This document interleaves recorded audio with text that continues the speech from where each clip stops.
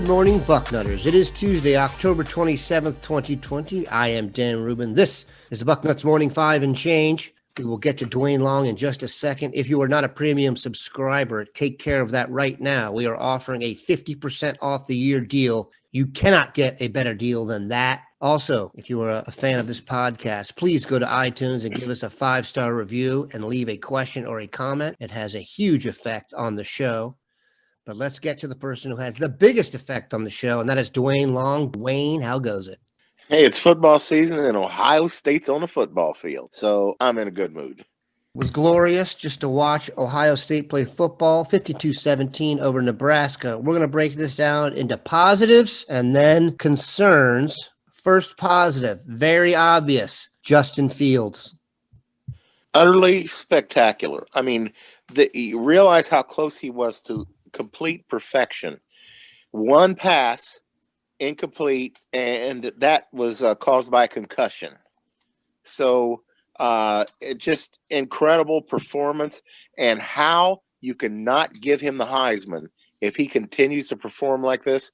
Lawrence is going to have to do something that is going to be memorable for the rest of our lives to beat Justin Fields for the Heisman if Fields continues to perform like this.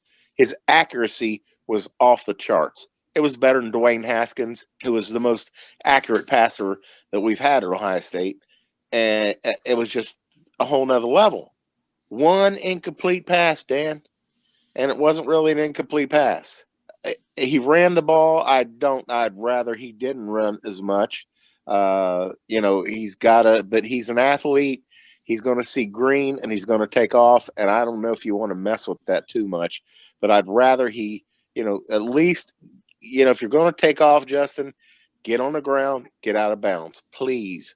You're a big, strong kid, and we've seen you for the last year plus one game. People would hit him around the legs and he ran through it. Well, let's not let him hit you around the legs, Justin. Get on the ground. Get out of bounds. We cannot afford to get him hurt. He's just a sensational player. He may be the most talented quarterback walking planet Earth.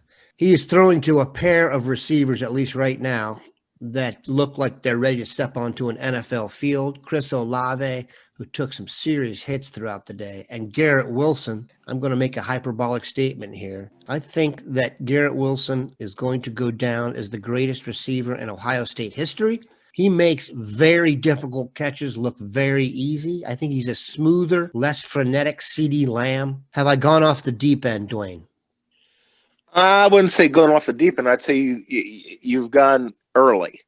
I'm not ready to say he's going to be. I mean, Ohio State's got a hell of a receiver tradition. We always think about running backs and just, especially right now, cornerbacks, going back to Chris Carter and coming down from there. Ohio State's had tremendous receiver history. So, but he can be, he just keep throwing him the ball. He's going to keep making things happen. If, like you said, the one thing is you put the ball up, if he can reach it, he's going to catch it. If he's one-on-one, he's open. Throw it up and let him go get it. And one of the things, you want a guy like that out at split end, X receiver, because you want to just throw the back shoulders and just throw up the ball and let him go get it. But think about the mismatch in the slot. He's up against a nickel back, and he's that kind of a player. He's a guy that's going to be an X receiver in the NFL. That's a major mismatch because he can do the underneath stuff that you want out of a slot, and he can make those kind of plays, which is a complete total mismatch against any nickel back. But, he can be. The one thing that I think would keep this from happening, what you're saying happening, is there's so much talent, and they're trying to get so many people on the field that I think that he may not have the numbers that would put him at the top of the Ohio State receiver board. Fair enough. He's spectacular. And having Olave on the other side and the other guys in the stable is almost unfair. See the catch that Jackson Smith-Njigba made where The refs and the cameraman were moving on to the next play. I have to admit, so was I. That is one of the best catches I have ever seen. The idea that he did it in the first time he's ever played in a college football game, I think is a window into the future of Smith-Njigba and the receiving room, which is arguably the best it's ever been. Let's flip to the defense, and arguably the player of the game, especially on the defensive side, was Haskell Garrett. I thought he keyed that surge where they got a stop and scored. That was a true snapshot of championship football. Your thoughts on Haskell Garrett? Oh my goodness. The only thing that keeps him from being player of the game is Justin Fields being so incredible. I mean, his impact was immediate. Antoine Jackson is just not, he just hasn't blossomed. He was getting blown out of the hole. He was not getting anything done, which allowed Nebraska to double Togiai. Now what are you going to do? Of course they went in going to double Togiai. And Jackson allowed that to happen. Well, Garrett didn't. Garrett began to abuse whoever was in front of him on every play. You watch, once Garrett came in there, he was all over the place. You kept seeing 92, flash to the screen. He's a menace. And you put the two of them out there together, he and Togiai, because Togiai had an awfully good game too. Had a couple of knockdowns on the quarterback. Combination that's what we wanted going into the year. Looks like we've got it. I'm happy to see the kid back on the field anyway.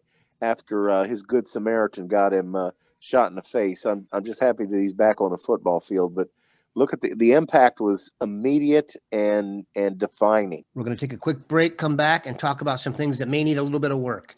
We are back. Duane, there are several narratives, as there always are, that come out of games like this where Ohio State could use a little tinkering. One is running back. You've heard what everyone has said on the boards about Master Teague and Trey Sermon. I'd say my concern was their lack of vision. I wonder if that's rust. Your thoughts on the running backs? Well, you've got an Achilles problem with Teague. That could be part of it too. But you put the two together, it sure looked like it. If it wasn't both, it was one, either rust or injury. He showed no explosion, no quickness to the hole. But that's where rust comes in. Is he missed holes. Now he didn't go. Sermon missed half the holes he was supposed to hit. I mean, he was just, wow, where are you going, son? He was really the one that just was not reading things, and him being off too. And he's off a knee injury, so the same thing with him. Who looked the best? Steel Chambers.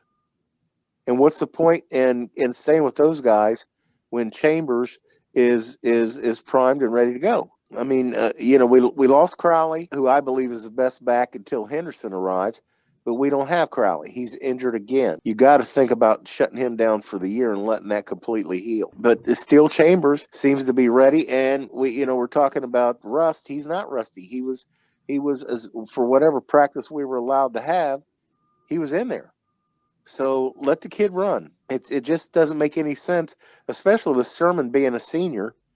What are you doing? Why are we messing with this? If we can run the ball, Dan, I don't know who can stop this. You got Fields back there throwing and running. He's got a receiver core that is unmatched. Running the ball, that is going to be so key that teams can't sit back and try to keep everything in front of them. If they've got to come up and play a good running game, and we should have one. There's absolutely no reason why we shouldn't have a dominant running game. Memo to Trey Sermon. Just follow 52. I don't understand that. They clearly designed some short yardage plays to get behind Wyatt Davis, and dude broke off. Grab 52's jersey and hold on. All right, Duane, the linebackers. The floor is yours. Okay, first I got to make another comment real quick on what you say about number 52. Gus Johnson, the best announcer in the game, said during the game, I'm number 52. Where are we going? What are we doing? That's the guy I'm following, and that's what should have happened. But getting on with the linebackers, I guess that I haven't talked to anybody who can fully explain what we're doing with our personnel there. Werner is the only one who showed he belongs on the football field. Baron Browning is just not a good linebacker. I don't think he's ever going to be a good linebacker at this point. In this game, he was responsible for both first 2 touchdowns. Bad plays by him, by a senior. How he let McCaffrey get outside of him on that big run that set up the first touchdown, I don't know what he was thinking. Not as a senior. That was a freshman thing. You cut underneath, and all the guy had to, he didn't really have to block him, just seal him off. And there goes McCaffrey on the sideline for what? It was 60 or 70 yards. I can't remember exactly. And then on the touchdown run, what does he do? He crashes down again and lets Martinez get outside of him. I just don't see how they can look at him and say, yeah, we're getting what we need out of him. That can't be. And then you look at Tough Borland. I mean, they say, well, he's the brains of the defense. Okay, well, you want to argue that? I think we need to teach somebody else how to call the defense. He's just not a guy that's a really good football player. He's not outstanding at anything. He and in the passing game, you just go back and watch the first quarter, and you'll say, oh my goodness, this guy, he's a senior starter, and he is just out of position all the time. I don't understand why Pope and Gant aren't playing more, and those two are. It just doesn't make any sense. And I'm not just saying me, and I know you feel the same way. Look around. Who would argue for either one of them to be in the starting lineup? We don't get it. If they were the best thing we had, okay, but it looks like we got better football players. I just don't get it. Defensive end, I think we all expected to see Tyreek Smith and Zach Harrison run roughshod. They did not do that. They did not come close. In fact, it looks like both of them are either in the doghouse or definitely not in the frontal lobe of the coaches. Your thoughts? Well, I can't really add much to that. It doesn't make any sense. You wonder if they've done something wrong. Both are known to be model citizens, but, they're still kids. They can mess up. But we didn't see – it can't be injury. Why would you put them on the field at all if they were injured? But neither one of them played much, and you'd think those would be the starters. So, I don't know. Friday was in there a lot, more than either Smith or Harrison. I don't know. I think it's going to be interesting to see what happens from here with that, because it's got to be a disciplinary thing. Maybe they're late for meetings or something like that. Who knows? That just doesn't make any sense. It's certainly troubling. Tyreek Smith had one good rush where you saw the burst, except he either fell or got hit right before he got to the quarterback. I do think we should take it with a grain of salt, and that Nebraska just does not put their quarterback into the pocket. Everything is get the ball out quick and is more of a versatile attack from that spot. It's hard to judge the pass rush when they're against a quick strike team like that. Speaking of which, let's talk about Penn State now, which will be this weekend's game. Ohio State goes on the road. Obviously, the whiteout will be cardboard cutouts, which will be an advantage for the Buckeyes. Micah Parsons won't be there, and Journey Brown won't be there. Appears stacked in Ohio State's favor. Duane, your thoughts? I thought Ohio State would be a definite favorite coming in, and then you've got those problems. And then Indiana finally beat Penn State. If you look back, Penn State, Indiana has been trying to beat Penn State for years, and they've come so close. We have this expression in American vocabulary, having someone's number, and Indiana just fights Penn State hard every year, and they come out with a victory. And I think it really says something about Penn State that this is not going to be a great James Franklin team. The guy has a history of winning 11 games.